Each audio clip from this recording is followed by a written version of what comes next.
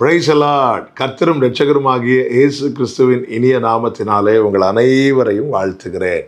இந்த நல்ல நாளை காண செய்த தேவனுக்கு ஸ்தோத்திரம் உண்டாவதாக. இந்த நாள் உங்களை கர்த்தர் ஆசீர்வதித்து பாதுகாப்பாய் நடத்துவாராக. ஆமென். எரேமியா தீர்க்கதரிசன புஸ்தகம் 3வது அதிகாரம் 4-5 வசனங்கள். நீ இது முதல் என்னை நோக்கி, என் பிதாவே, தேவரீர் என் இளவயதின் அதிபதி என்று சொல்லி சதா காலமும் கோபத்தை வைப்பாரோ, அதை என்றென்றைக்கும் காப்பாரோ என்கிறாய் அல்லவோ. இதோ இப்படி நீ சொல்லியும் பொல்லாப்புகளை செய்து மிஞ்சி போகிறாய் என்கிறார். கர்த்தருடைய பரிசுத்த நாமம் மகிமைப்படுவதாக.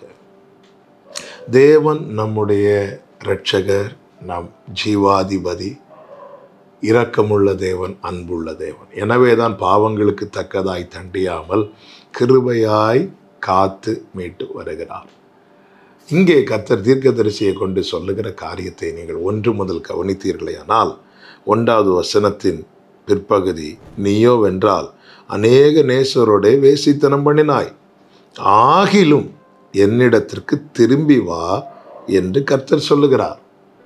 நீ இவ்வளோ பெரிய தப்பு பண்ணிட்ட, இந்த தப்புக்கு நான் உன்னை தண்டித்திருக்கணும், ஆனாலும் நான் உன்னை தண்டிக்கலை, நீ என்னிடத்துக்கு திரும்பி வா என்று சொல்லி தேவன் இரக்கம் பாராட்டுறார். பாருங்க, இதுதான் கிருபை. தண்டிக்கப்பட வேண்டிய இடத்துல வாய்ப்பு கொடுக்கப்படுகிறது அல்லவா, இதுதான் கிருபை. ஆனால் ஜனம் என்ன செய்கிறது? இந்த வாய்ப்பை பயன்படுத்தி கர்த்தரிடத்தில் திரும்பாமல் மீண்டும் பொல்லாப்பை செய்கிறாங்க. பொல்லாப்பை செய்கிறவர்களிடத்தில் போய் தீர்க்கதரிசி சொல்லும்போது அவங்க என்ன சொல்லுகிறார்கள்?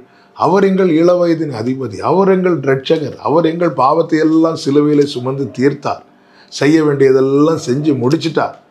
ஓகே, நீ என்ன பண்ற? இப்படி சொல்லி அவர்கள் பொல்லாப்புகளை செய்து மிஞ்சி போகிறார்கள்.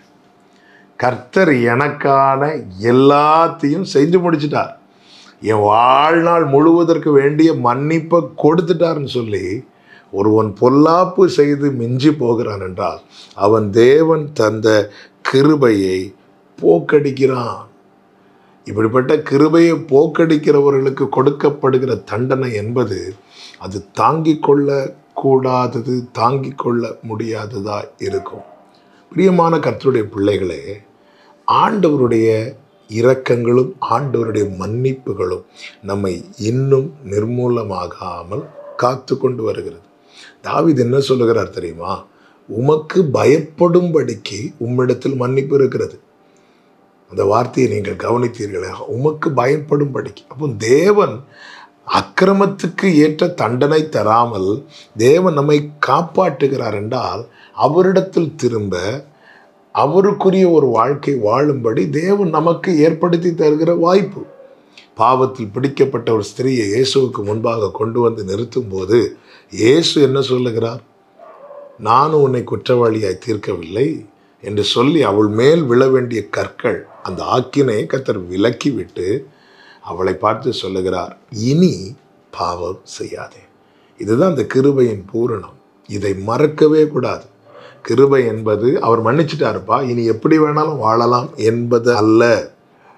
கிருபையை பெற்றுக்கொண்டு பொல்லாப்பு செய்கிறவர்கள் மிஞ்சி போகிறார்கள். அப்படி மிஞ்சி போகிறவர்களை கர்த்தர் அகற்றி விடுவார். கர்த்தரால் அவர்களை ஏற்றுக்கொள்ள முடியாது. இதை தான் தீர்க்கதரிசியை கொண்டு இஸ்ரவேல் ஜனங்களிடத்தில் எச்சரிக்கிறார். ஒவ்வொரு நாளும் புதிய கிருபைகளை தந்து காணப்படுகிறார். கிருபையினால வாழ்கிறோம், கிருபையினால அசைகிறோம், செயல்படுகிறோம். இந்த கிருபையை பெற்றுக்கொண்டு துணிந்து பொல்லாப்பு செய்து மிஞ்சி போகாதபடி காத்து கொள்ள தேவனம் ஒவ்வொருவருக்கும் கிருபை செய்வாராக. ஜெபிக்கலாமா? அர்ப்பணித்து ஜெபிக்கலாமா? நல்ல தகப்பனே, நீர் கிருபை உள்ளவர், அதனால நாங்கள் நிர்மூலமாகாமல் இருக்கிறோம். நீர் கிருபை உள்ளவர் என்று சொல்லியும் பொல்லாப்புகளை செய்து நாங்கள் மிஞ்சி போகாதபடிக்கு எங்களை கிருபையாய் காத்தருளும். இயேசுவின் நாமத்தில் பிதாவே, ஆமென்.